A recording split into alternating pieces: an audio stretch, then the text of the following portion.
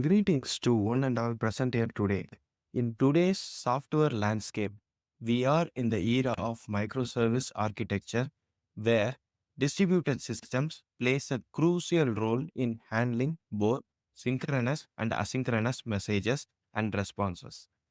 In synchronous system, we can immediately notify user of success or failure in real time. However, what about the asynchronous system? Let me illustrate with an example. Imagine I have exposed a web service that uses a messaging queue to report events.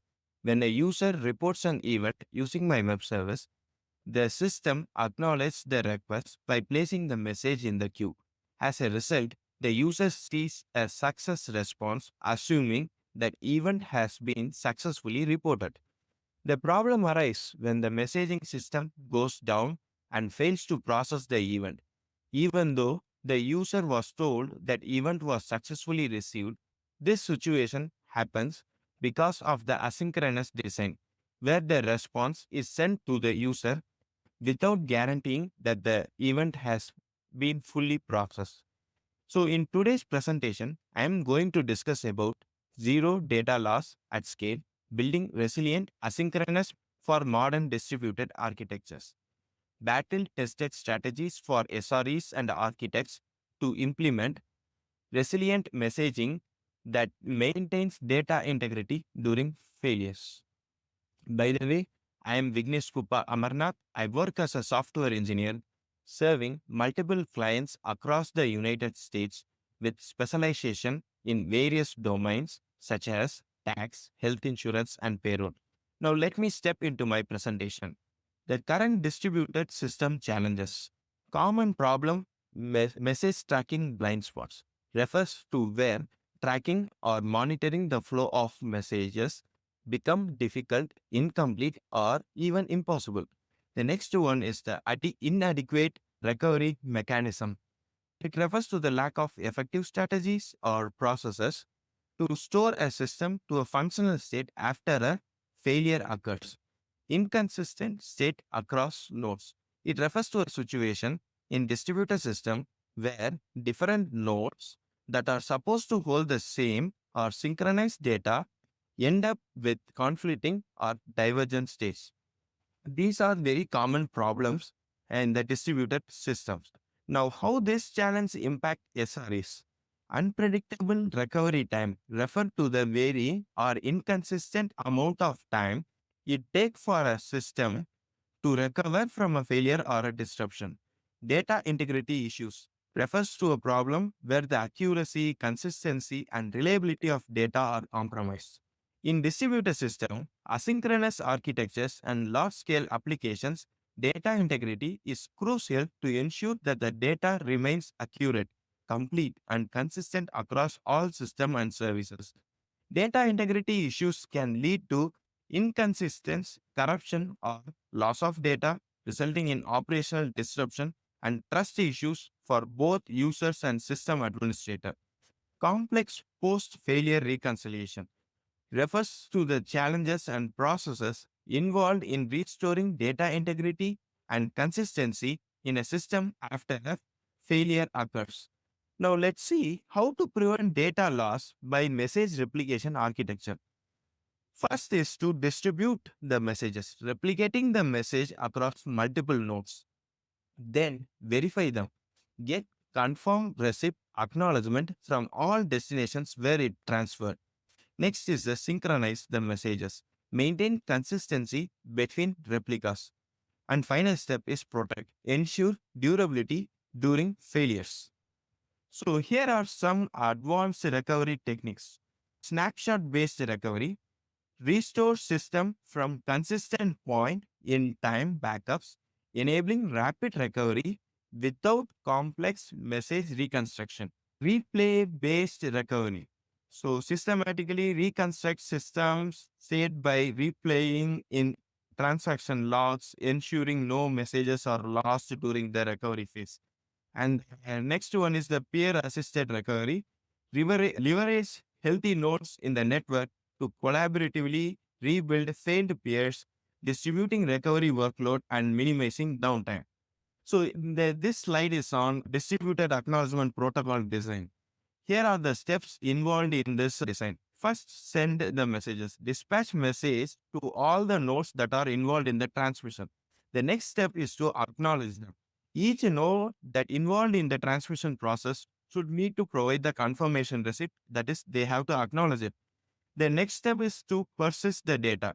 We have to store the data for a durable period on multiple nodes to prevent the data loss. And next is the confirmation. Verify the complete distribution is done. Some of the industry implementations examples. In the financial services, mission critical payment processing system with guaranteed transaction integrity across distributed banking networks. In the healthcare, real-time patients records synchronization ensuring critical media data consistency across multiple treatment facilities. E-commerce, fault tolerance order management systems maintaining seamless customer experience during high traffic events and flash sales. Now let us see how to ensure smooth, predictable communication in distributed system by standardizing the message format. The standardizing message format refers to the practice of using a predefined and consistent structure for the message exchange between components in a system, especially in distributed or microservice architecture. Some of the commonly used standardized message formats are JSON, XML, CSV, YAML, etc. Why do we need the standardized messaging format? For these three reasons: interoperability, system communicates seamlessly, transformation, simplified data mapping, and validation is very easy, automated schema enforcement.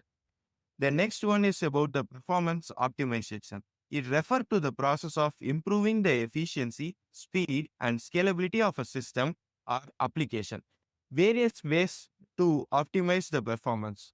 So the performance optimization through eventual consistency, it is an approach to consistency that allows for the temporary inconsistency of a data across different part of the system with the guarantee that eventually all nodes or replica will converge to the same consistent state.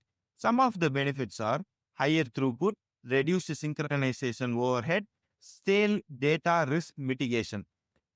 Next one is the strategic caching. It refers to the deliberate and efficient use of caching mechanism to improve the performance and scalability of systems, especially in distributed environments. Caching is the process of storing copies of frequently accessed data in faster, more readable, available storage location to reduce the time it takes to fetch the data and decrease the load on the backend systems such as database or API. And here are some of the benefits of using the strategic caching. It lowers the average response time, reduce backend load, and intelligent invalidation. Partitioning strategies. These strategies are crucial in distributed system and large-scale applications where data need to be distributed across multiple servers or database to ensure scalability, performance, and high availability. Partitioning allows large data sets to be divided into smaller, manageable pieces that can be distributed across multiple nodes, enabling parallel processing and efficient data retrieval.